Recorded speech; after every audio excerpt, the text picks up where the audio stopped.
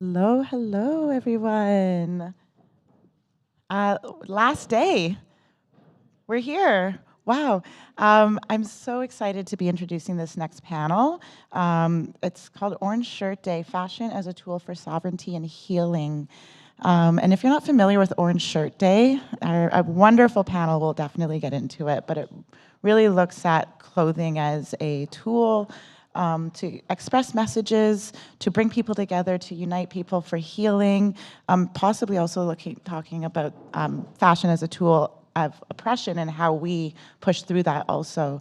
The panel series is supported by TMU, which is the Toronto Metropolitan University, and SHIRK, who allow this work to happen and allow us to create this space for Indigenous worldviews and perspectives on topics in fashion and the things that affect and are relevant to our communities and also the broader communities.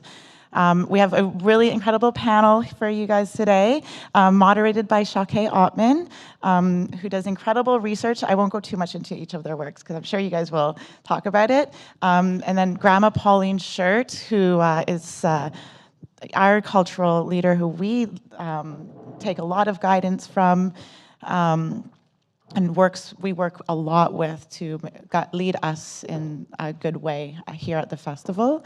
And Keitha Keeshig-Tobias, who is one of the artists in the marketplace and does really powerful, incredible work with just the imagery and a voice for Indigenous people and our history.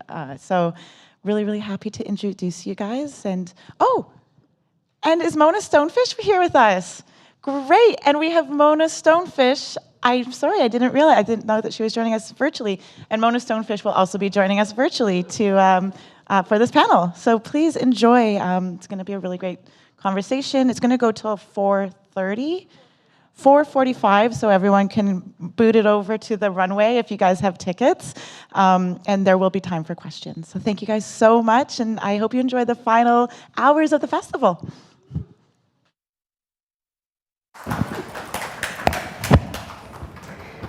Kina katamana kunim dinu maganatuk bitakwe panasik desnakas. Hello and welcome to all my relations. My name is Shawkay Ottmann. I am going to be your moderator today. A little bit about myself before I let our wonderful guests introduce themselves.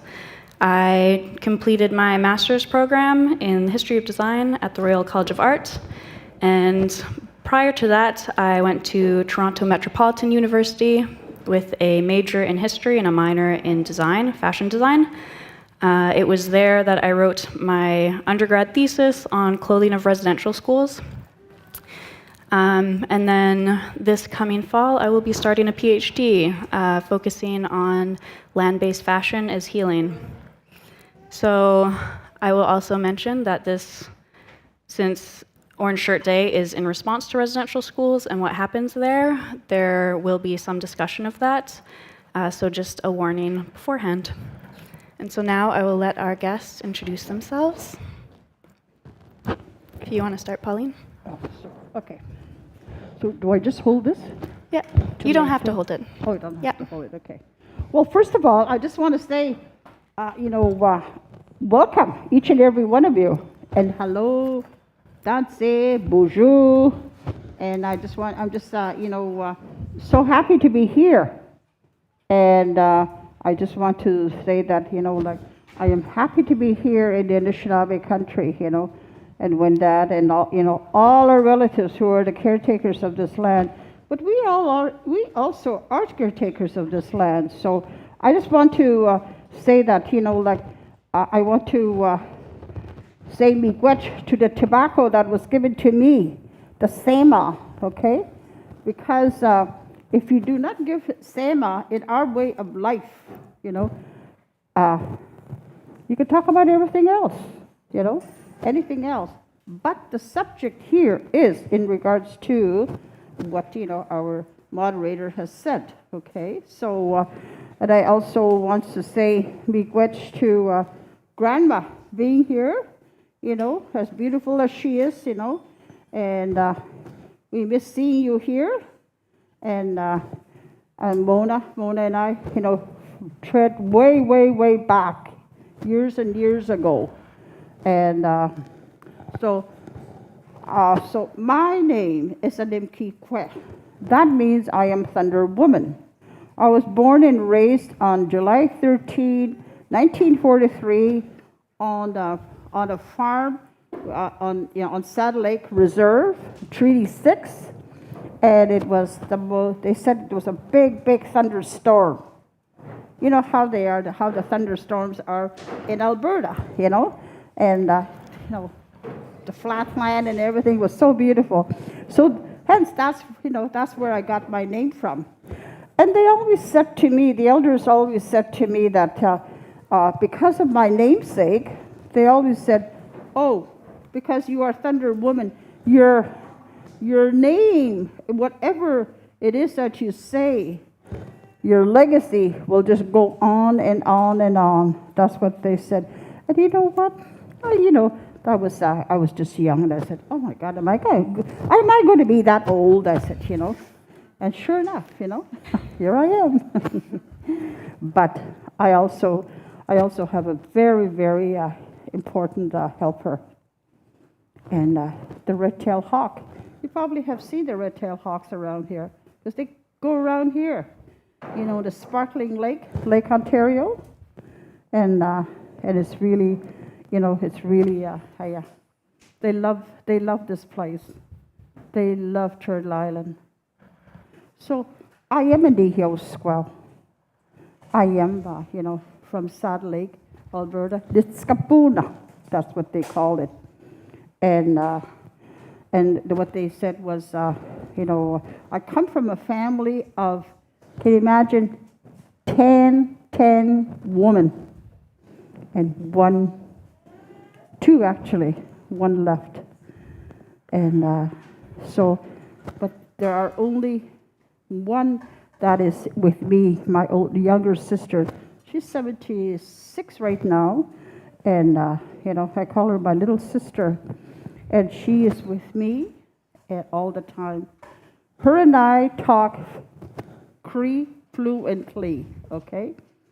And the reason why I'm talking the English language is because some of you do not understand, but most of my talk is going to be in Cree, okay? So, Plains Cree. Some of you will know it. Some of you who know, the Anishinaabe Mawin will understand it, okay? So the Creator was so kind to me, and He loaned me 5 beautiful, beautiful children. They're all alive, and they're following my legacy. I have 3 sons and 2 daughters. And I also have, 18 grandchildren, 8 greats. And so I feel so rich with that, And I just want to say, I feel so good. I feel very, very good. In coming here to talk about something that is so, something that has been, I've experienced in my life. Because that's all we can do is to talk. We can only talk about the experiences that we've had in our lives, okay? And so I was born and raised on the land. My father was a farmer, and a very successful farmer, and I was there all the time with him in the fields. That's why I can't cook, okay? And the culinary arts aren't my, they're not my forte. But in the field, they put me in the field. Horses. I was raised with horses. They always said I was born and raised on a farm. I mean, on a horse. And so I just want to. How much introduction? How much time do I have? I can tell you all kinds. Okay, so I'm just I had a happy childhood. It was I come from a very traditional family, and very loving, kind parents, and who did everything in their utmost to make my life comfortable. And we lived on the Saddle Lake, and because the reason my father was a very he was a big farmer, so it was that's where I learned how to share. He showed me how to share what life is all about. And then also I was brought into the residential school when I was 8 years old. You couldn't go through the residential school before 8 years old. And Blue Quill School.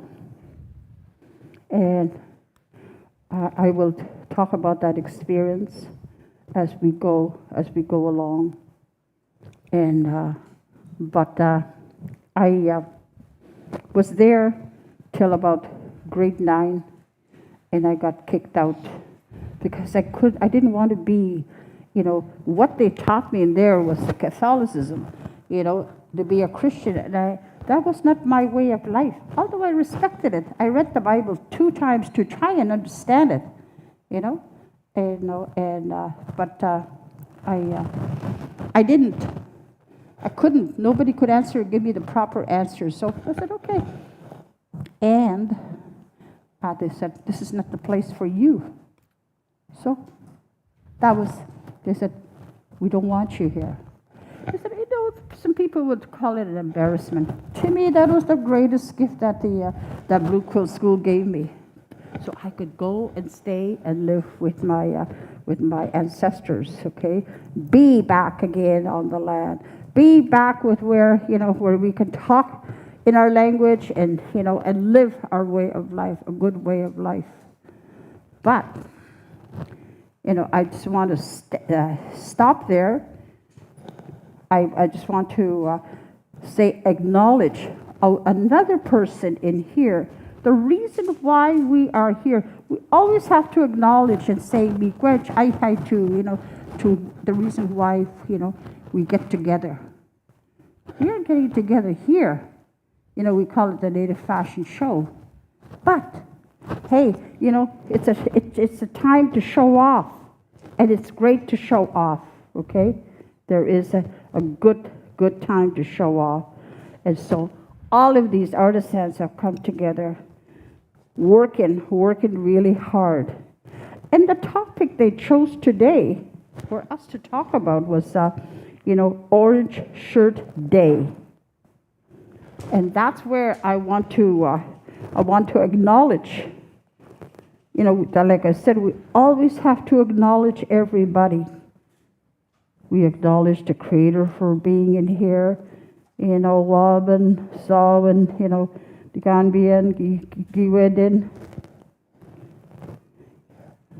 Medegisus, and our dear Mother, the Earth. And her, the strawberry moon. We acknowledge them. We acknowledge her. She's so beautiful. She's give us that love. And so that's what we always have to do. We have to acknowledge that. So today, the Orange Shirt Day started quite a few years ago. Same thing like what happened with me. Same thing. When I read her story, Phyllis Webstad, it was just, I felt so, she was just like talking with me. That was my life story. And her life story was that she was, brought into the residential school, and her relative, they bought her, an orange t-shirt to wear to the residential school. But when she got there, she was told it was taken away from her. And that's the same thing that happened with me. What happened with me was my mother made a beautiful rose dress. Because my first name is Rose Pauline, Rose. But she made me the most beautiful dress. Of course, the nuns took it away. The nuns took it away. And I thought it was a keepsake. I never saw it again. That's the same thing. So as a result of that, I want to give credit to Phyllis for coming forward and her relatives saying, yes, this is unacceptable. This is not right, what happened with us. What happened to her. And it just keeps on going and going and going. So as a result of that, we, the Anishinaabe community, we said, we will honor that day. We will honor that day. And we picked a date, okay? And I remember picking that date with everybody saying, September 30th, is that a good day? They said, sure. And I'll tell you another thing about September 30th. But that was the day. That's the day we all get together. We wear, orange shirts in memory of her.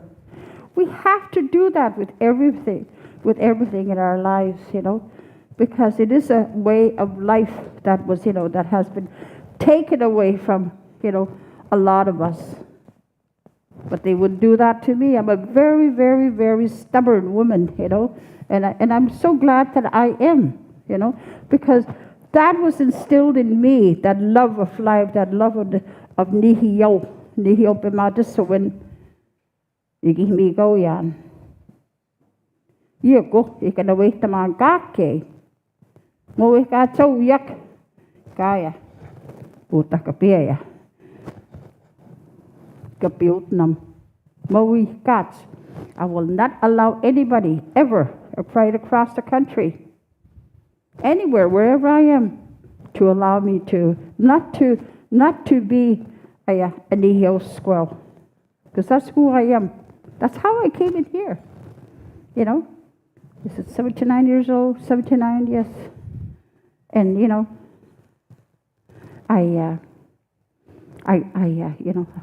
I credit that. I credit my mother for being such a beautiful woman, to use her vessel for that 9 moons for me being here. And my father singing that clan song. And we are Bird Clan. And he sang my father, Grandpa's song. And I was brought into this world. They said I look like a rose, So that's what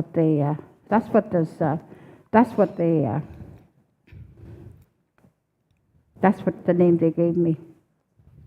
Besides being a squirrel. So I just want to say that, what a happy childhood I had. But the worst thing that ever happened with me was to be brought to that residential school and being taken away from all of that and thrust into a very foreign place.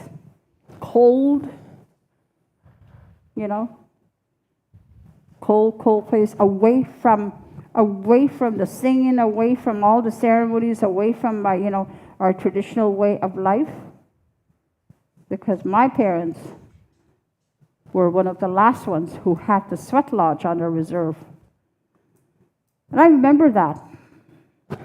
I remember, things like this clanking, I remember that as a child, because that was our ceremonies into the bush. We had to go and hide into the bush and do our ceremonies before the RCMP would just dismantle everything. So I come from that era. I come from an era that had everything just happened. Everything happened. Okay, my grandparents were hung. My dearly beloved grandparents. They were, because of who they were, of what they stood for, but also because, because we followed this way of life, we were discriminated. We were told not to talk about the reserve, about the language. But hey, no one could ever take that away from you. And I want to say this to you, to each and every one of you, the young ones. We come in here into this world, and we have, beautiful gifts that were given to us by the Creator. And one of them is the name. And the language. We can never lose those, because it's right inside us in here, each and every one of us. When I've heard some people say, well, that was L-O-S-T. I dislike that word. We don't. Hey, all you have to do is go for it. Dig it up. Go for it. Search for it. That's all you have to do. And you know what? The Sema is what helps us. All of these, the food, our instruments, all these ceremonies, and also the water, because we are water, each and every one of us. We have that. That's our relationship. And I just want to say that water, each and every one of us, the sparkling lake in here, she's lonely for us. I said that the other day. She's lonely. How many of us go forward and offer her, say, hey, Grandma, me grateful for my life. Me grateful for taking care of me. Go and feed her. She's lonely. She gets lonely too. The same thing like we get lonely. Same thing. And I said, that's where, that being lonely, that was the worst thing that ever happened with me, was being so lonely in the residential school. So, just taken away from everything. That was the worst thing that happened with me. And I vowed that I would never, when I grew up and had children, and I said I would never, that will never happen to my children. That's why people like Keitha, she came to the school that I started in Toronto, Wandering Spirit, Bamak Chakwe. So, we can do everything. We have the power, each and every one of us. We can do everything in our power. We can do anything. We can change anything. I can tell you about how many cancers have I had. How many, when the nun threw me down the stairs in the residential school, in those 7 concrete steps, she could have killed me when I was 9 years old. That's why, this leg, But I forgave her. I will never forget, though. I will never allow anybody to do that to my family or to any of you, That's why we have to be kind to each other. So, all of those things that happened with me, the lonely, lonely, lonely, lonely part. And I want to say, I want to introduce my daughter-in-law here. She's here, one of my helpers. And I realized, when I said, well, I'm going to be talking about the residential school and all that in the stories, And I said to myself, yeah, sometimes, that lonely feeling, I have to feed it. I have to feed it. And Mom and Dad are gone. My relatives are gone. I only have one relative alive, okay, plus many beautiful, I have children. But I'm going to go back to my daughter-in-law. She works as a nurse, and I stay at home. I work from home. And you know what happens? I say to her, when are you coming back? What time are you going to be home? And she said, oh, there's lots. She makes sure that I have food in there. My clothes are clean. She washes everything for me. She does everything for me. But I said, why do I ask those questions? Why do I ask those questions to her? And you know what? I just found this out myself just recently. It's because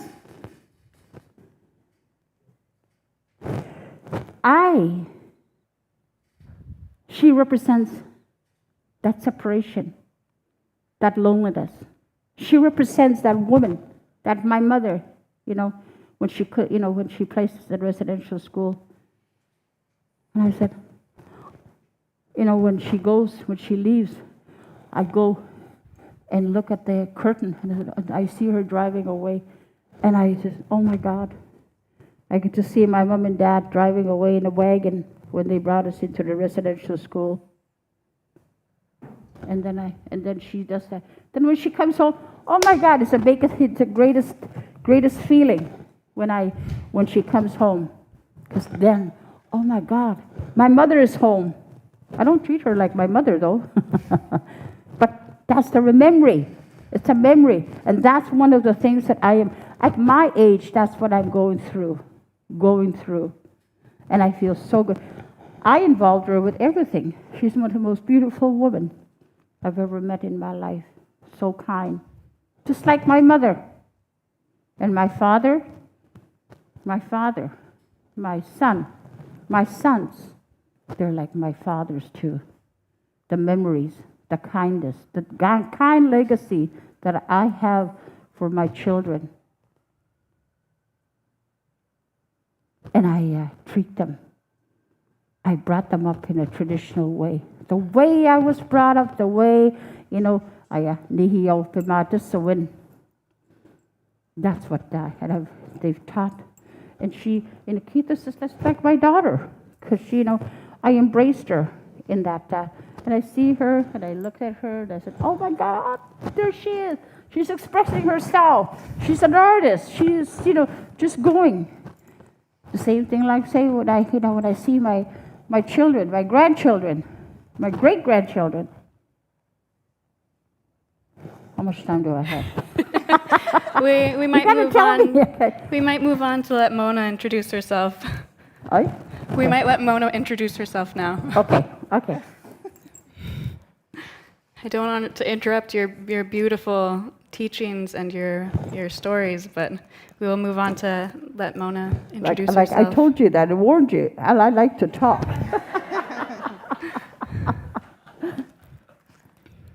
I'm at that age. Sorry, Grandma. Habuzo dinwenda After was endem gibiayan Martinongo. Minogiskat. Habuzo Pauline Ani. I would first like to say I applaud the young people who have come to put this Indigenous fashion show together, the hard work that they've done, and the hard work that they continue to do. And I know that they're speaking our language and they're practicing culture as well, because we come from a society of very strong-hearted and very strong-willed women. And that's why we sit here today. And, as women of age, as women of wisdom, as women of knowledge, and as women of beauty. We recognize Skukmukwe, we recognize Medegizis, we recognize Nebe, Manda, Elmeodoyan, that we are the carriers, and we will continue doing the work that we were lowered here to do. We have never strayed from the work that we were given to do. And even though there was an interruption in our life, and for me, it was a very, very heinous way to be treated as a young child at the Mohawk Residential School. And I'll share briefly with you, not go into detail, however, because I don't want any more women abused the way that we were abused at the Mohawk Institute in Brantford, Ontario, which we refer to as mushhole. And I was recently given a plaque from the people of the Quechuanon Three Fires Confederacy. And I come to you today from the beautiful city of Wauyatunum, which is part of the Three Fires Confederacy. And I'm so proud that I'm able to sit here or stand and walk and to do all the things that I do. I am not a survivor of residential school because I thrive, and I always will, because that's not what my legacy is going to be. And I don't know much about the Orange Shirt Day, but I do know this, that many people are making, and we're not honoring, like the people actually that Phyllis meant to honor. And we're not doing that. What we're doing is we're allowing the corporations to make money off our backs once again, to steal from us like they always have. And when we come in peace, we come in harmony. And recently the Pope was supposed to have given an apology. However, he didn't say to withdraw the doctrine of discovery. That's still here with us. And I say shame on him and shame on the Catholic Church, because what they need to do is come in peace and harmony, as we have tried to teach and continue to teach right here in Anishinaabe. What the first language that was heard here was Anishinaabe at Quechuanon. And we come from a place of love and understanding, hard work, and discipline.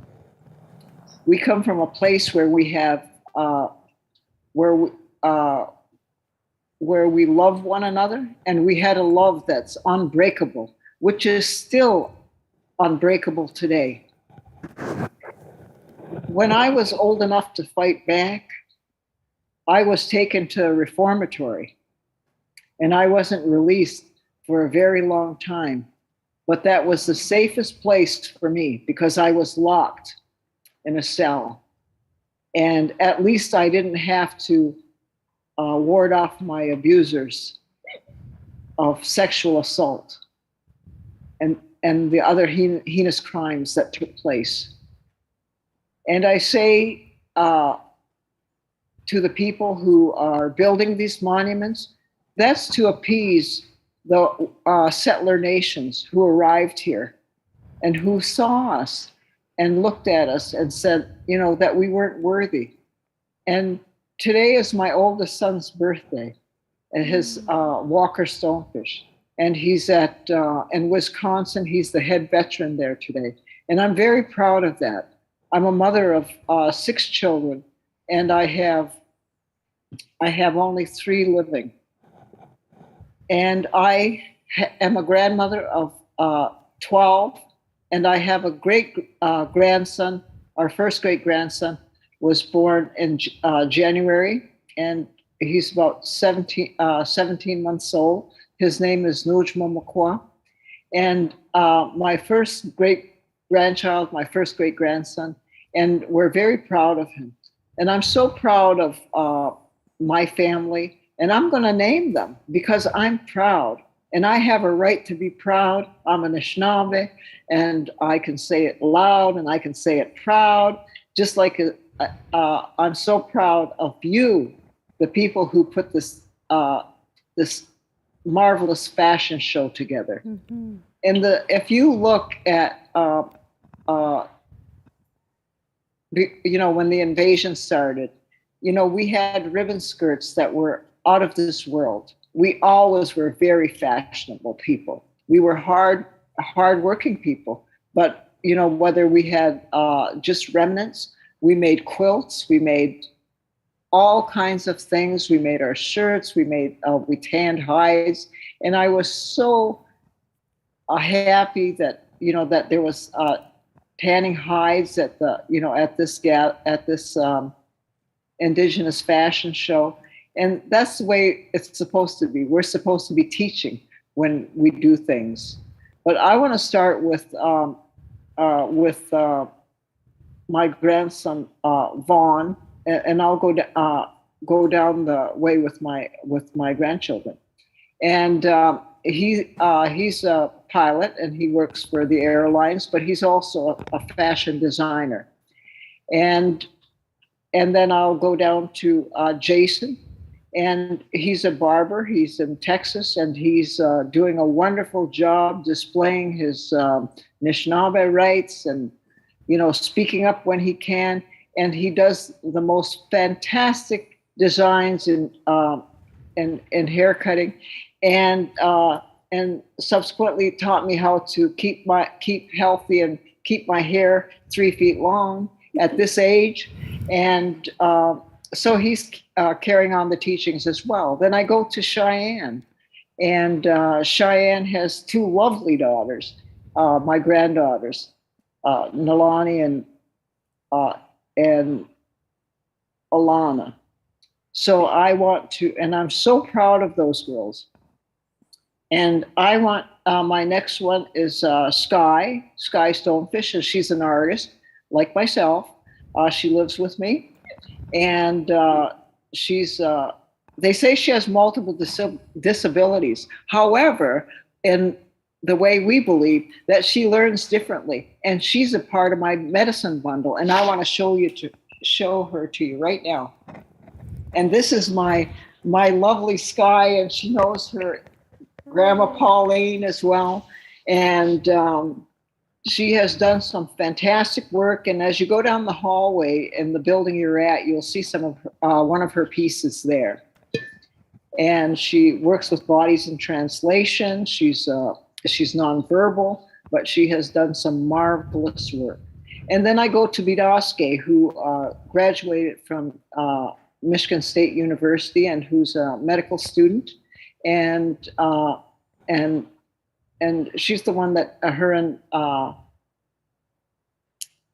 we call him, his last name is Moderator, and they have a wonderful little boy called named Nujmamakwa, and they made me my first great grandson. And I cannot go without talking about Waskune. And Waskune is graduated from Central State, Michigan.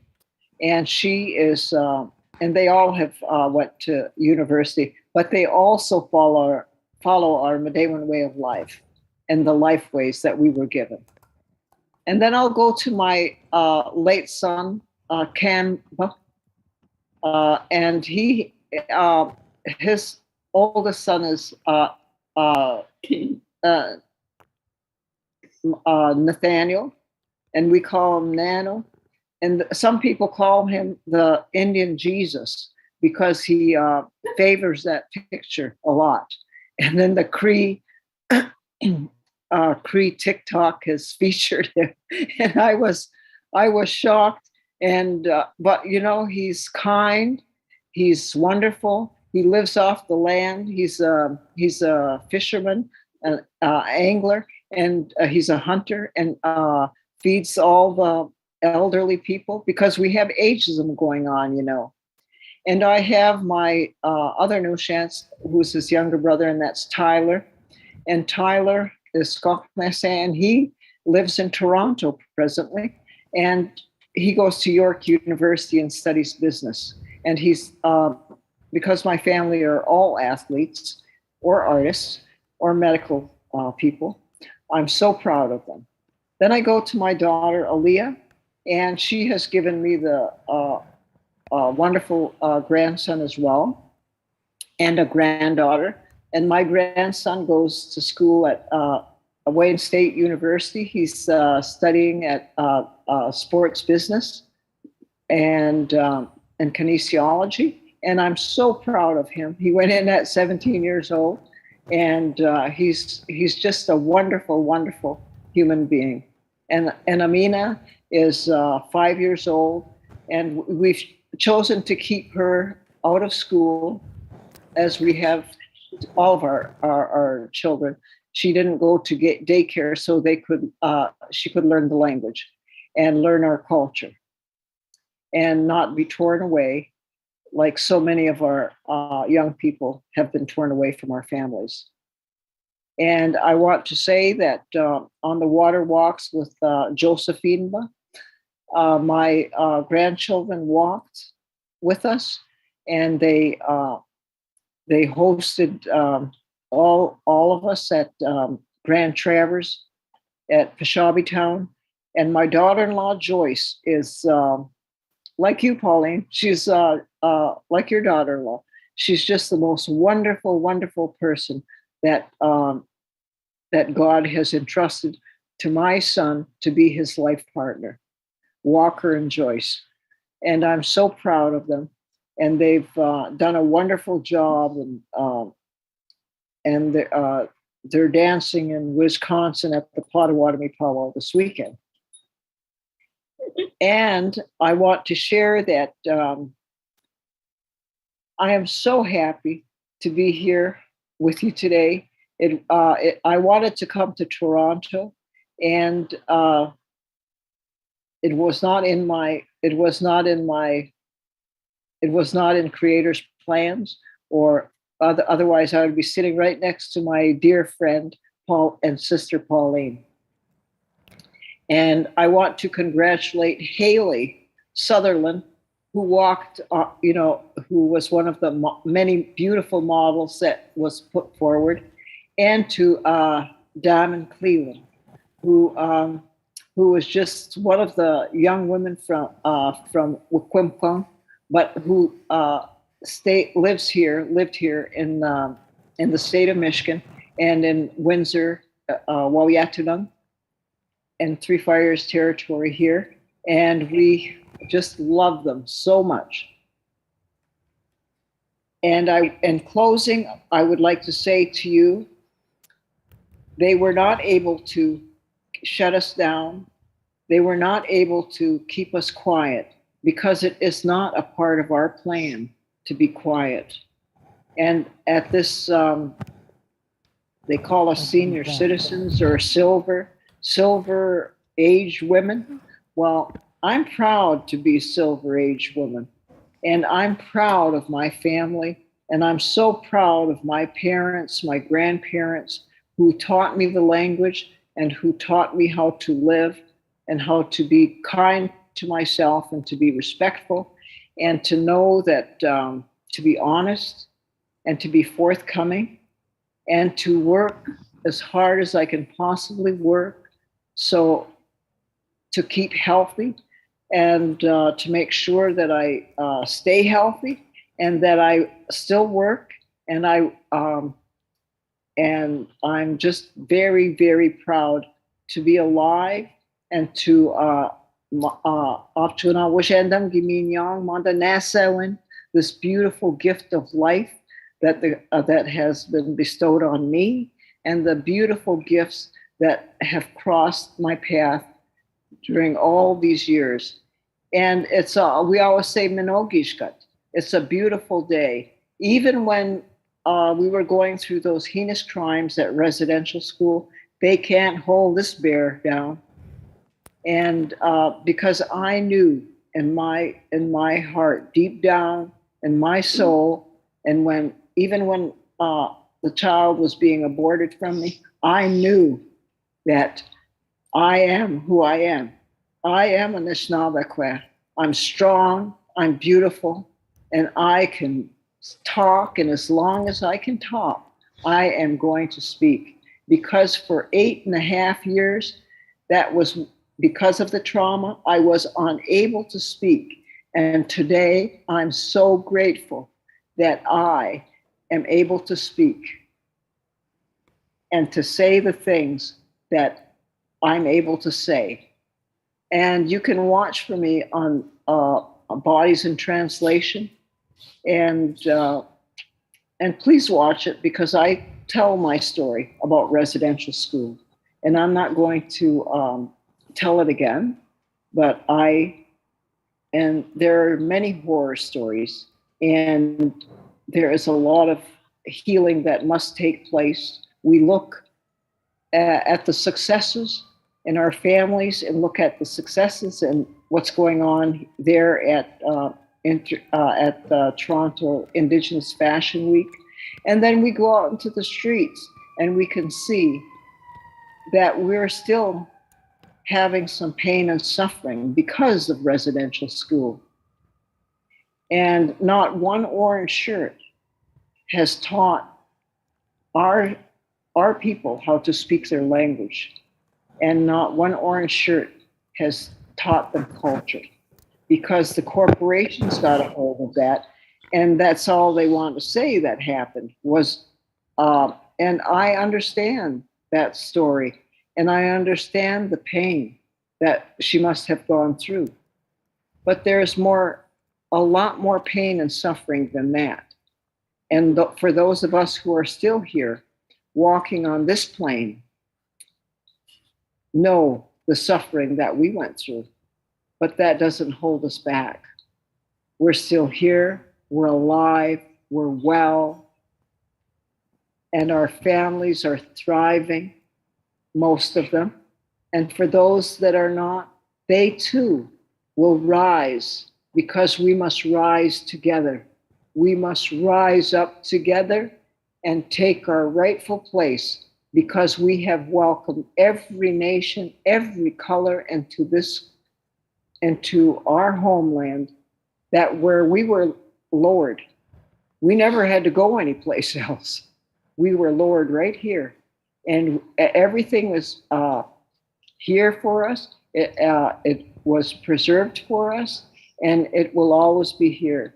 And please, if there's nothing else that you remember that I said, please give Shkukmokwa regards every morning that you give awake, every breath that you take. And remember that you are a steward of this land, and that you are a steward of the Nabe, of the water, and you are a steward of our language, and you are a steward of our culture. And if there's nothing else, please remember those things. And of course, our grandmother and grandfather teachings that we have shared with the world and continue to share. And I don't like when people pretend to be pretendians, to say that they're Anishinaabe and they're not, because it's a birthright that I'm not willing to give away. And I say that very loud, I say that very clear. And I love those people, but they need to be honest and truthful and follow and respect who they are, and stop the fetishes about being who we are, and quit taking our jobs because we are just as educated as anybody else. We have the same degrees as anybody else, and they walk in there and all they do is cry, and then people, you can hear a pin drop if a white settler woman stands up and speaks, and I don't particularly care for that myself. This is my opinion, and I stand by that. And I'm still kind, loving, and honest. And I'm being honest with you, the audience today, that we need to ask. They need to say who they really are. Because if they can't name their family, if they can't name their clan, then they must say who they are. Mm-hmm. And quit taking the jobs from our hardworking young people, at all these post-secondary institutions and across all of North America, Turtle Island, our home. And it's our honor and our privilege to welcome everyone here. But it's our privilege and it's our duty to say, stop the colonization, stop trying to boss me around, because you're never going to boss me around. Everything that I went through, I survived. And I'm not just a survivor, I'm an Anishinaabe. I breathe and I think, and everything about me is Burewadni. And we're part of that Three Fires Confederacy. And we are very, very proud of that. And that will stay as long as the grass grows, as long as the Nabi flows. And it's our duty. And I caution the women, please take care of your temples, take care of the water, take care of the Nabe, take care of Skukmukwe. Migwetchewendam, Opskunawushendam, Gibiayam, Pinongo, and peace be with every one of you, because that's what we need to be, is peaceful. But we need to be honest and truthful. Migwetchewendam. Miigwech. Nikanagana. We will have Keitha introduce herself really quickly. Hi, Ani Bojo. Oh, can you hear? Maybe it needs to be a little bit closer. Ani Bojo, Keitha Keeshig-Tobias, Bizindam, Indigenous. Hi, my name is Keitha Keeshig-Tobias. My name given to me by my grandfather is Bizindam, and that means she who listens and learns and uses what she hears.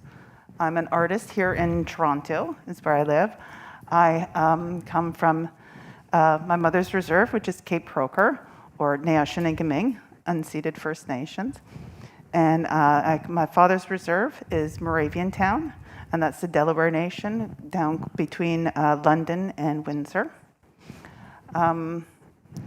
Let's see, talk about Orange Shirt Day. I'm an artist, and for the past few years I have made my own orange shirts. I donated part of the proceeds to actually the Mush Hole to save the evidence so they can keep records of what was going on in the residential school. And last year, seeing all the corporations, as Mona was talking about, like taking over. I've seen other artists' artwork slightly altered, just a little bit changed, and then thrown up on all kinds of orange shirts, bags, coats, jackets, just all kinds of our art, our designs, and our culture being used to make money without our permission and shown in the wrong context. I mean, I have seen orange shirts that say, "Every child matters, stop the gun violence," and then "Every child matters, happy Independence Day," and it's like, excuse me, and whose Independence Day? What are we talking about? And you can see right away who doesn't have the knowledge and doesn't have, I guess, the right to be spreading this knowledge, because it's lies and it's wrong, and it's very damaging. I have also seen many settlers coming out and supporting us and looking for the Indigenous companies making these shirts and going out and trying their best to support us and everything. And we all need to keep talking about this stuff and hold each other accountable, and ask those hard questions like, where are you from? And making sure that we were checking up on these things. Because not only are we, our artwork is being stolen, but our voice is being stolen. And, our trauma is being used to make money.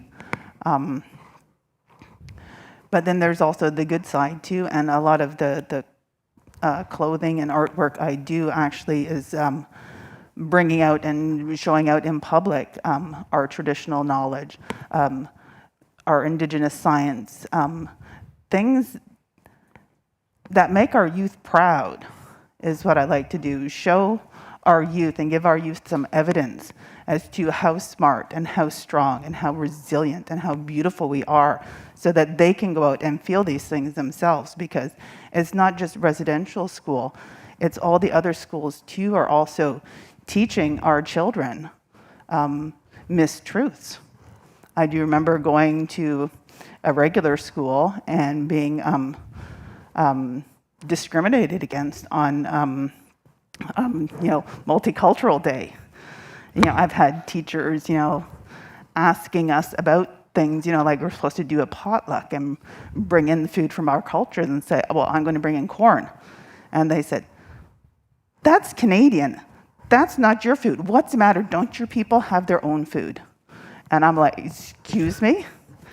And the great thing is my mother and going to schools like Pauline have taught me like how much knowledge and how much our culture has given to the world, like given corn and all kinds of medicines and everything. So this is one thing I like to do actually with the clothing I wear, with the clothing I make, is to put it out there and give our youth the evidence that, here, you can go and tell your teacher, no, excuse me, you're wrong. Here is the truth. And I do that a lot with my children too. Make sure that they have the evidence, I have the research, I know all the things. And here you can go and talk to your teacher and you can prove that you're right and you know what you're talking about, that they need to listen. Yeah, there's clothing is sort of a double-edged sword in many ways, in that it portrays so much of who we are and our identity. And so on one hand, we can adorn ourselves as ourselves in our cultures. But on the other hand, that can be co-opted fairly easily. Talking about Orange Shirt Day and how the corporations have taken that over. So we are going to have some questions. If anyone has any, I'll ask one question and then we'll have some quick questions. I don't know. We're starting, we're leaving at 4:30? Yeah, 4:45. Yeah, so my question is sort of a double question in what do you feel the most powerful in, and why is clothing based in culture important?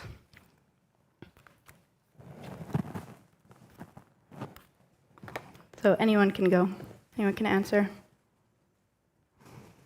Okay, well, I'll go first then. Actually, I feel most powerful in my own clothing, and when I'm going to do a speech, I will go and take a look at my clothes and find the one that matches, the one that makes me feel stronger, or the one that talks about that issue that I'm going to be dealing with that day. I like wearing my culture on. I like showing it in a different way, and yeah, it makes me feel good. It makes me feel strong, especially when you have something that nobody else has. For sure. Something that you've created yourself is always so much more fun. And you did already sort of answer the second half, whereas clothing that represents culture is displaying our truth as well. Mm-hmm. Yeah, Mona? I'll go next. And I forgot to mention, or it slipped my mind, I have my 4 other grandchildren, who is Donica Stonefish, and she works in Toronto and she lives there as well. And she does something in education. That slips my mind as well right now, but she is in education for colleges and university. And her younger brother is Marquez, and his name Ramon, and he's named after me as well. And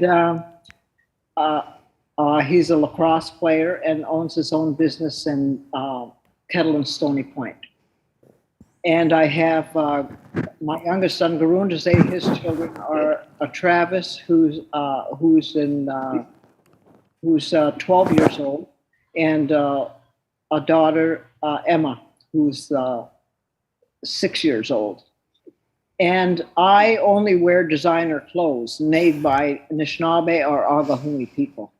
And I think that it's important that, and I like Louis Vuitton too, and don't get me wrong, but I wear only Anishinaabe designer clothes. And that's made, I could wear Gucci, but I prefer to wear Edna Cottrell or Bidoske Stonefish or Alexa Ray Day and clothing. And of course I sew myself, and I make a statement wherever I go. And I think it's important that we have our own clothing, and that we always have, and we wear it. Now, what was the other part of the question? I mean, I think you answered it because it was why is clothing based in culture important? Okay, well, Yeah. end of thought. Thank you. Miigwech. Miigwech. Now we'll go. Pauline? Well, I think that's a really great question because our Mother the Earth, she gives us everything. Okay, we are very thankful. That's the first thing we say. In the morning. The Creator and our Mother the Earth, and she's always waiting for us. To talk to her. Of what is the reason? What is it?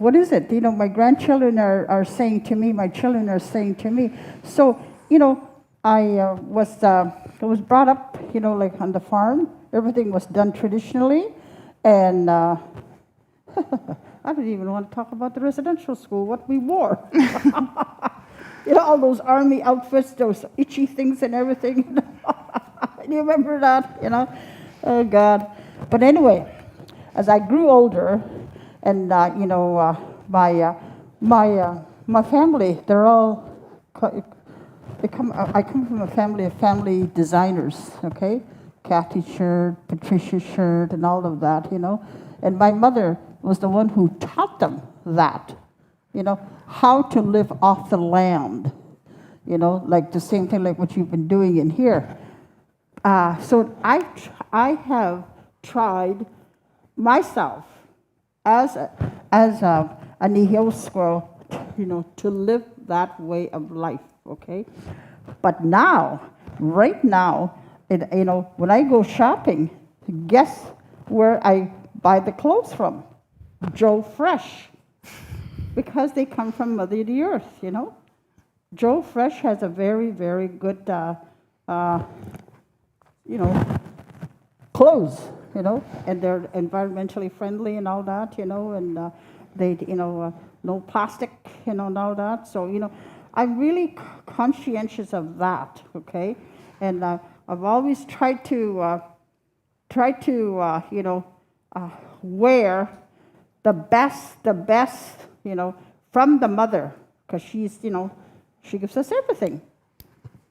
So I've always been, I try to do whatever I can. When I first came here in Toronto, I will talk, when in the 60s, I came in here with moccasins, and my hair was braided, and I wore skirts.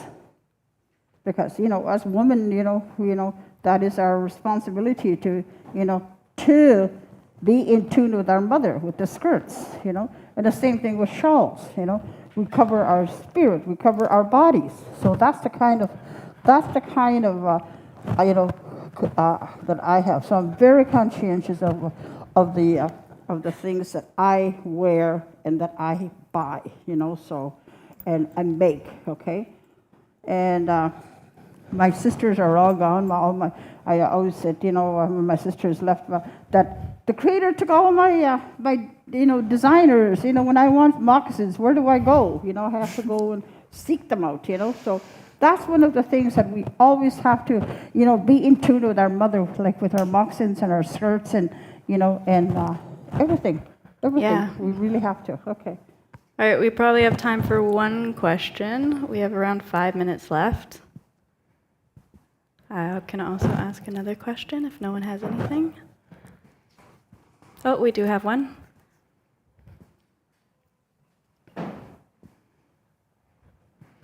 Lawe Te Swale, Buffalo Teltsui. My question for you is, what would you want to recommend to young people growing up in 2022 to help connect them to culture and land and language? What's the question? What would you recommend to young people in 2022 to have them connect to land and culture and language? Right, I got that. Okay. Grandma, do you want to answer that first? Is your guest? Mona, did you hear that? Did you? I'll go. Okay. To learn the language and the culture in 2022, I think Wandering Spirit did a wonderful job in teaching language and culture. And I think that we need a freedom school. And I think that we need to encourage our young people to go through their coming of age ceremonies, their naming ceremonies, the ceremonies that are necessary that we were given to follow. And we have to be vigilant about teaching the younger people those things in 2022. And I know that everybody's working schedules are very busy, but the most valuable resource, one of the most valuable resources that we have is our children. And languages and culture is a must.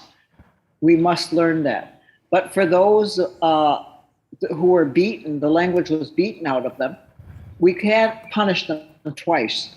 But their children are able and capable, very capable of learning. And to not be shy about, coming forward. And no question is silly. Every question is valid, no matter how it sounds or what anyone thinks. Your voice to the young people is what is going to carry us, like our ancestors have carried us thus far. And our voices are going to resonate through your voice, and it's just going to be a continuum as it was meant to be. And when I take my last breath, that I know that that we're going to speak the language in 2022 for our young people. And for anybody, wherever you are, come and learn the language. Don't be afraid to ask questions.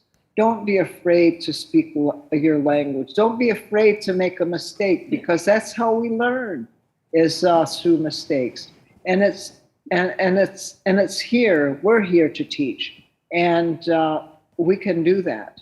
And you have the capability of learning, whatever style it is, whether it's ASL or syllabics, whatever it might be, or if you're blind, or we can teach the language as well, because they too, like all people, have the ability to learn, and they all have the ability to teach. Like my granddaughter Sky, she's part of my medicine bundle, and I'm so grateful to her. End of thought. Pauline? Okay, I all my life, this is the way I live, in a traditional way, and that's the way I was brought up. But I have been spat at. I have been, people have walked across the street, saying I don't want to be walking on the same path as Pauline and her family, and I've been shot at. I've been, thrown everything at, myself, and just about killed so many times because of who I am, because I am a Nihil, because I am strong in my way of life, and that's what I give each and every one of you. You have that. You have that. Be strong, and then don't be afraid. Like what Grandma has said, learn your language and learn your creation stories, okay? Because that's where we get all the answers, okay? That's where you get everything. And when we were given, when we were born here, we were given that language. We were given that free will. We were given that power. We were giving everything to, by our Nihil and also our, our Anishinaabe name. So all of those are part of your whole life. And you put them in here, your mind, body, and spirit, be strong, and just, hey, live the way you were brought up and the way you are. Like Grandma says, don't be afraid, just go for it, So, no one can ever stop me of who I am. No one, absolutely no one. And I have passed that on to my children. And, and that's where I hear with, with Keisha too, because she's one of my daughters from the school. So that's what the school is all about. To be strong and to learn about our way of life. To be strong. That's who we are.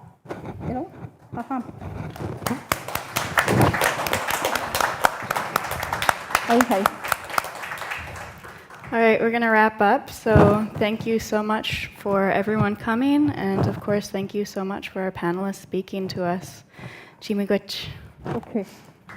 What I want to say to you is each and every one of you, there's gifts in here, okay? Us grandmas, we always have a giveaway, okay, for everything. When we come, don't be shy. Come and take something in here, okay? And that's it, they've been blessed, they've been spoken for, and it's from my heart, okay? From my family's heart, and all of us in here, okay? You too, Grandma.